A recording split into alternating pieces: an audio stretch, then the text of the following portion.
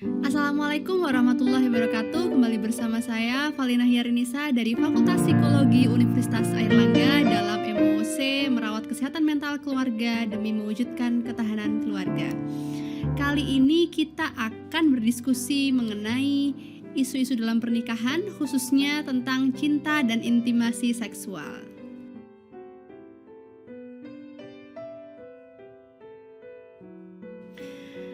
Nah, definisi pernikahan menurut Undang-Undang Nomor 1 Tahun 1974 adalah ikatan lahir batin antara pria dan seorang wanita sebagai suami istri dengan tujuan membentuk keluarga atau rumah tangga yang bahagia dan kekal. Jadi bahagia itu salah satu tujuan dari pernikahan ya. Dan hubungan pernikahan yang berkualitas akan bermanfaat untuk kesehatan fisik kita maupun kesehatan mental kita. Salah satu landasan seseorang akhirnya memutuskan untuk menikah dengan calon pasangannya adalah karena cinta. Apa yang dimaksud dengan cinta? Cinta dan intimasi ini merupakan elemen penting dalam pernikahan, terutama untuk mencapai keluarga yang sakinah. Keluarga sakinah ini adalah keluarga yang didasarkan atas perkawinan yang sah, mampu memenuhi hajat spiritual dan material secara serasi dan seimbang, diliputi suasana kasih sayang antara keluarga dan lingkungannya, mampu memahami dan mengamalkan serta memperdalam nilai-nilai keimanan dan ketakwaan. Selain itu, di dalam keluarga yang sakinah terdapat pula nilai-nilai akhlakul karimah atau nilai-nilai kebaikan yang diajarkan dari orang tua kepada anak-anaknya. Nah, teman-teman, sebelum kita berjalan lebih jauh, alangkah baiknya kita paham dulu definisi cinta ini apa menurut para tokoh-tokoh psikologi ya. Jadi, cinta ini sebenarnya dibagi menjadi dua. Yang pertama adalah passionate love, yaitu cinta yang ditandai dengan keinginan untuk bersama dengan orang lain. Nah, passionate love ini melibatkan segala jenis perasaan ya, entah itu bingung, rindu, bahagia, sedih, cemas, lega, ingin menolong atau altruism, dan juga cemburu. Jadi semua perasaan ini ada di dalam passionate love. Sementara untuk yang compassionate love, ini adalah cinta yang ditandai dengan afeksi sepenuhnya, intimasi, kelekatan, dan kepedulian serta kesejahteraan orang lain. Jadi bedanya di situ ya. Kalau passionate love ini perasaannya lebih luas, lebih banyak, lebih variatif gitu ya. Tapi kalau compassionate love ini lebih kepada apa yang diberikan seseorang kepada pasangannya. Nah, menurut Sternberg, cinta ini terbagi menjadi 3 komponen yang membentuk sebuah segitiga. Apa saja itu? Yang pertama adalah intimacy, yang kedua adalah gairah, yang ketiga adalah komitmen. Jadi kalau ditanya apa itu cinta, cinta adalah sebuah perasaan yang terdiri dari 3 komponen tadi gitu ya, gairah, intimasi, dan komitmen. Untuk intimasi ini adalah perasaan kedekatan, ketertarikan, keterikatan gitu ya dalam hubungan percintaan. Sementara kalau gairah itu adalah dorongan yang berujung pada romantika, ketertarikan fisik, hubungan seksual suami dan istri, dan juga fenomena lain yang terkait dengan hubungan percintaan. Nah, sementara untuk komitmen dalam jangka pendek ini adalah ketika individu mencintai seseorang. Ketika cinta pasti ada komitmen, meskipun jangka pendek gitu ya. Tapi untuk jangka panjangnya sebenarnya individu sanggup menjaga cinta tersebut untuk jangka panjangnya, baru itu dikatakan komitmen yang sesungguhnya. Selanjutnya kita akan membahas mengenai jenis-jenis cinta. Nah, untuk jenis yang pertama yaitu non-love atau tidak ada cinta, ini adalah hubungan yang sifatnya personal biasa, jadi tidak melibatkan cinta. Sementara kalau liking ini biasanya muncul sebelum terjadinya pernikahan, hubungan persahabatan biasa di mana individu merasa dekat, merasa akrab, tapi tanpa diiringi gairah dan komitmen. Nah, kalau cinta gila ini biasanya cinta yang muncul pada pandangan pertama gitu ya, di mana individu merasakan adanya gairah pada seseorang tanpa melibatkan kedekatan maupun komitmen. Nah, kalau empty love itu biasanya terjadi pada pasangan yang mengalami stagnansi, di mana individu sudah tidak merasa dekat maupun bergairah tapi masih memiliki komitmen. Selanjutnya ada pasangan romantis, yaitu pasangan yang terikat oleh perasaan dekat dan gairah tanpa adanya komitmen jangka panjang. Jadi komitmennya ya sebatas jangka pendek gitu ya. Selanjutnya cinta persahabatan, yaitu muncul pada suatu persahabatan yang memiliki komitmen jangka panjang atau pada pasangan suami istri yang sudah tidak bergairah lagi akan tetapi masih merasa dekat. Nah, ini kalau yang cinta bodoh ini merupakan cinta dengan komitmen yang didasarkan pada gairah saja. Makanya dikatakan bodoh ya, karena tidak ada komitmen, tidak ada intimasi, hanya murni pada gairah saja. Selanjutnya, cinta yang sempurna, bukan lagu ya. Cinta yang sempurna ini adalah cinta yang ideal. Jadi ketika 3 komponen ini terpenuhi semuanya, antara keintiman, gairah, dan juga komitmennya. Nah, semakin luas segitiga ini, komitmen, gairah, dan intimasi ini, maka semakin besar cinta seseorang, semakin banyak pengalaman yang dilaluinya. Sebenarnya meskipun kita mengetahui bahwa cinta ini terbagi menjadi beberapa komponen, kita jangan sampai lupa untuk melihat cinta itu secara utuh dan tidak hanya sekadar komitmen saja atau keintiman saja atau gairah saja. Namun memang 3 komponen ini juga menjadi kunci dalam mengekspresikan cinta. Jadi ketika ekspresi cinta ini berupa intimasi ya, seseorang akan cenderung mengkomunikasikan perasaannya, lalu peduli terhadap kondisi pasangan, peduli terhadap kesejahteraan pasangan, kemudian saling berbagi cerita, berbagi peran, kemudian mengekspresikan empati, menunjukkan kepedulian dan kepekaan terhadap pasangan kita, lalu memberikan dukungan emosional dan juga material. Nah, bagaimana untuk ekspresi cinta yang lainnya gitu ya? Untuk ekspresi cinta yang dalam komponen gairah itu bisa diwujudkan dengan saling memandang. Jadi ada kontak fisik ya, kontak fisik secara nyata, berciuman, berpelukan, saling menyentuh, dan juga berhubungan seksual. Ini emang terjadi pada pasangan suami dan istri. Nah, untuk ekspresi cinta berikutnya yaitu yang berupa komitmen, pasangan akan bersumpah ya akan setia dan akan mempertahankan hubungannya meskipun sulit, dan diwujudkan dengan kalau di negara kita diwujudkan dengan tunangan, atau mungkin dalam agama Islam kita mengenal khitbah gitu ya, dan diimplementasikan dengan pernikahan. Jadi sebaik-baik komitmen adalah hubungan yang diikat dalam pernikahan. Nah, pertanyaannya adalah kira-kira bisa nggak sih ada masalah dalam cinta? Tentu jawabannya bisa ya. Adanya masalah cinta antara 2 orang atau antar pasangan ini biasanya muncul dari pertama, ketidakmampuan individu dalam mengekspresikan cinta kepada pasangannya. Jadi ketidakmampuan ini bisa disebabkan beberapa faktor ya. Bisa jadi faktor malu, mungkin karena awal-awal menikah masih beradaptasi, atau mungkin memang permasalahan dari masing-masing individu gitu ya, ketika mengalami kebingungan gitu untuk mengekspresikan perasaan cintanya. Ada yang mengatakan bahwa cinta itu tidak perlu diungkapkan, hanya dilaksanakan, diwujudkan dalam bentuk bantuan. Tapi kenyataannya memang ada orang-orang dengan bahasa cinta yang afirmasi kata-kata gitu. Jadi butuh juga sebenarnya ungkapan, ekspresi kata-kata yang memang menunjukkan perasaan cinta itu. Dan yang kedua adalah bentuk ekspresi cinta yang dimunculkan. Ini seringkali jadi permasalahan ya ketika pasangan suami istri memiliki bahasa cinta yang berbeda. Jadi ada mungkin istri yang lebih suka dipuji. Istri menganggap cinta itu dapat diwujudkan dengan memberikan pujian kepada dirinya.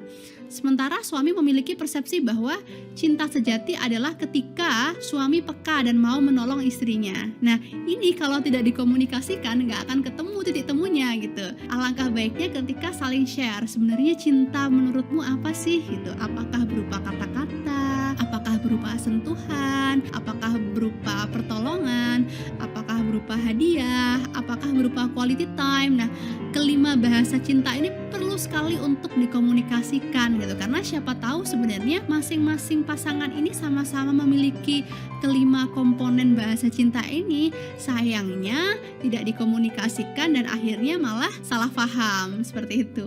Nah, kemudian untuk masalah berikutnya yang bisa muncul dalam cinta adalah tidak adanya atau kurang ekspresinya dari komponen cinta. Jadi anggapan ya karena ketidakterbukaan tadi ya, akhirnya jadi nggak ekspresif gitu terhadap pasangannya. Padahal kalau nggak ekspresif sama pasangannya, kita harus ekspresif sama siapa lagi gitu kan. Nah itu ya. Dan selanjutnya adalah kurang tepatnya ekspresi komponen cinta yang diberikan kepada pasangan juga dapat menyebabkan masalah. Jadi kalau misalnya sebagai pasangan tidak peka terhadap apa yang sedang dirasakan suami atau istrinya gitu. Nah ini juga bisa menimbulkan masalah ya kalau kita tiba-tiba asal ekspresi aja gitu, atau tidak peka dengan apa yang disukai oleh pasangan kita. Itu juga bisa jadi salah paham. Jadi sebaiknya memang komunikasikan ekspresi cinta kita dengan pasangan, karena boleh jadi kita berbeda, boleh jadi kita tidak sama, tapi dengan mengkomunikasikannya, dengan menunjukkan ini loh bentuk cintaku gitu, itu akan memudahkan pasangan untuk bisa memahami kita seperti apa sih yang kita inginkan. Dengan kita tahu juga bahasa cinta pasangan, akan memudahkan kita juga untuk bisa menyesuaikan ekspektasi mereka, ekspektasi keluarga, ekspektasi pasangan ke kita. Selanjutnya kita akan bahas sedikit lebih dalam mengenai intimasi. Intimasi ini didefinisikan sebagai perasaan hangat dan dekat antara dua orang yang saling mencintai. Nah, adanya intimasi ini sebenarnya baik ya untuk kebahagiaan pernikahan dan kepuasan seksual yang terjaga. Nah, menurut Albert tahun 2016, intimasi ini tersusun dari 4 kondisi perasaan yang saling terikat, yaitu keingintahuan, empati, kerentanan, dan juga pengakuan. Apa saja itu? Nah, pengakuan ini adalah suatu kondisi di mana seseorang melibatkan adanya perasaan akan kedekatan sekaligus penghormatan akan privasi pasangannya. Jadi kita mengakui bahwa dia adalah pasangan kita, sekaligus mengakui bahwa dia adalah individu yang berbeda, individu yang punya otonomi, individu yang barangkali punya minat yang berbeda. Selanjutnya, untuk kerentanan ini mengacu pada pengakuan akan adanya kekurangan-kekurangan, diiringi dengan adanya kesadaran untuk mengatasi kekurangan tersebut bersama-sama. Nah, kerentanan ini sebenarnya salah satu bentuk kesalingan ya, salah satu bentuk penerimaan juga bahwa kita sebagai manusia sebenarnya sama-sama memiliki kelebihan dan kekurangan, termasuk pasangan kita gitu ya. Jadi ketika kita menerima pasangan kita menjadi suami, menjadi istri, artinya kita menerima paket komplit yang sempurna, baik kelebihnya maupun kekurangannya. Bagaimana caranya? Kita berdua sama-sama untuk memperkuat kelebihan kita dan meminimalisir kelemahan kita. Itu yang jadi kolaborasi terbaik dari pasangan. Nah, selanjutnya adalah keingintahuan. Keingintahuan ini adalah keinginan untuk memahami pasangannya tanpa menjadi obsesif. Jadi keinginan untuk tahu sebenarnya apa sih yang disuka sama pasangan kita, hobinya apa, waktu-waktu seperti apa yang disukai, makanan favoritnya apa, minuman favoritnya apa. Jadi bukan seperti diary yang hanya sekedar dibaca, tapi benar-benar diimplementasikan sehari-hari. Oh, ternyata suami saya suka dibuatkan kopi di pagi hari. Oh, ternyata istri saya suka berolahraga di pagi hari, seperti itu. Jadi keingintahuan gitu ya, curiosity gitu yang dimiliki pasangan untuk terus menggali dan mengeksplor apa yang menjadi karakteristik dan kesukaan pasangannya. Untuk selanjutnya adalah empati, yaitu upaya untuk memahami dan mencoba merasakan apa yang dialami atau dirasakan oleh pasangannya. Sebenarnya intimasi ini dapat diwujudkan dalam beberapa indikator perilaku ya, misalnya melalui hubungan seksual antar pasangan. Itu juga merupakan salah satu elemen kunci dari intimasi. Intimasi seksual ini merupakan bagian yang tidak dapat dipisahkan dari hubungan pernikahan yang sehat, dan hubungan seksual dalam pernikahan seringkali jadi salah satu hal yang bisa menimbulkan masalah. Nah, kepuasan akan hubungan seksual itu akan cenderung mengalami penurunan seiring berjalannya waktu ya, mungkin karena kondisi fisik juga bisa jadi. Nah, Namun ini nggak selalu diiringi oleh penurunan intensitas keintiman pasangan. Jadi bukan segalanya gitu ya. Meskipun bukan segalanya bukan berarti nggak penting juga. Berbagai jenis permasalahan yang bisa muncul dalam intimasi gitu ya, yang bisa jadi mengganggu intimasi dalam pasangan, antar pasangan. Yang pertama adalah kalau pasangan kita gitu, kalau kita sama-sama sibuk, misalnya sibuk dengan kerjaan atau sibuk dengan hobi yang sampai menguras waktu, sampai lupa waktu gitu ya. Kemudian overwork ini ada kaitannya dengan pekerjaan kita gitu ya. Terus biasanya intimasi ini menurun di beberapa penelitian itu disebabkan karena terlalu fokus sama anak. Sebenarnya hal yang baik, tapi kalau sampai melupakan peran kita sebagai istri dan suami, tentu itu sangat disayangkan ya. Jadi memang menikah itu adalah seni yang cukup menantang gitu, bagaimana peran kita semakin bertambah tanpa meniadakan satu sama lain gitu. Waktu awal menikah peran kita ya sebagai istri, sebagai suami. Tahun kedua, tahun ketiga mungkin peran kita bertambah sebagai ayah, sebagai ibu. Tahun ke-10, tahun ke-15 mungkin sebagai konselornya anak-anak. Tahun ke-25 sebagai nenek gitu atau kakek gitu ya. Jadi emang akan terus berkembang. Jangan sampai peran yang baru membuat peran yang sebelumnya jadi terabaikan. Untuk masalah yang bisa jadi muncul berikutnya adalah hambatan kehidupan. Hambatan kehidupan ini bisa jadi permasalahan finansial, kemudian permasalahan komunikasi, dan masih banyak lagi ya hambatan-hambatan, entah mungkin relasi dengan tetangga atau mungkin relasi dengan rekan kerja, itu bisa jadi masuk dalam hambatan kehidupan. Dan yang terakhir adalah stres yang dialami oleh pasangan. Nah, permasalahan pada intimasi seksual ini sebenarnya permasalahan juga bisa muncul dalam intimasi seksual. Apa saja contohnya? Yang pertama ada ketidakpuasan akan afeksi yang diterima pasangannya. Boleh jadi gayanya berbeda gitu ya. Kemudian tingkatan minat seksual yang berbeda. Lalu hubungan seksual yang sudah tidak menarik, hubungan seksual yang tidak memuaskan, dan rendahnya keterbukaan untuk membicarakan topik seksual. Nah, sebenarnya ini jadi permasalahan juga ya, karena sebenarnya kan untuk pasangan suami istri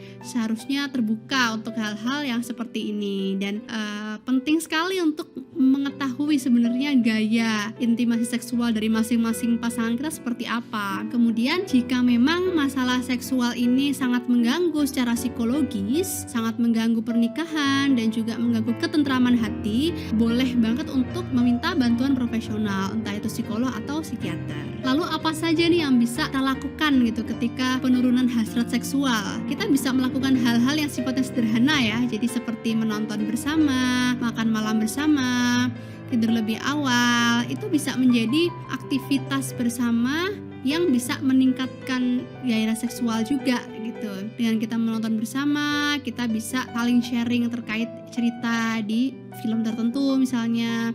Makan malam bersama juga bisa saling cerita apa yang dirasakan. Kalau tidur lebih awal, bangunnya juga lebih segar. Meskipun tiga hal tadi, menonton bersama, makan malam bersama, tidur lebih awal, itu tidak akan ada artinya apabila tidak diikuti dengan komunikasi yang sehat. Jadi kunci dari segala permasalahan dalam rumah tangga, termasuk intimasi seksual, adalah bagaimana pasangan bisa mengkomunikasikan, menyampaikan apa yang sebenarnya jadi keganjelan, yang menjadi hambatan, yang jadi pikiran gitu, apa yang sebenarnya jadi masalah, itu perlu untuk diketahui pasangannya. Jadi setiap individu ini memiliki kebutuhan intimasi seksual yang boleh jadi berbeda-beda. Kebutuhan tersebut akan memengaruhi bagaimana individu berperilaku seksual. Oleh karena itu, penting bagi setiap pasangan untuk mengkomunikasikan kebutuhan tersebut untuk tetap menjaga hubungan yang memuaskan.